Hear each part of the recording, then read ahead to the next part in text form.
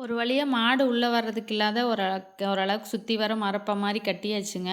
செடி கொஞ்சம் மேல இருந்தது மாடியில மொட்டை மாடியில இருந்ததையும் கீழ இறக்கிட்டேன். ஏன்னு கேட்டிங்கன்னா, மேல வேண்டாமே அப்படிங்கிறதுக்காக மேல மாடியில வைக்காட்டி என்ன அப்படின்னு கீழ இறக்கிட்டேங்க. இன்னும் செடியெல்லாம் வந்து கொஞ்சம் ஓர்ஸ் பண்ற வேலை இருக்குது. இன்னும் ஒரு ஒரு கரெக்ட்டா அ ஒரு ஆர்டரா வந்து கரெக்ட்டா வைக்காம, அப்படி இப்படி எடுத்தாந்து கீழ செட் பண்ணி வச்சிருக்கேன். கொய்யா செடியும் கூட மேலேருந்து கீழ இறக்கிட்டேன்.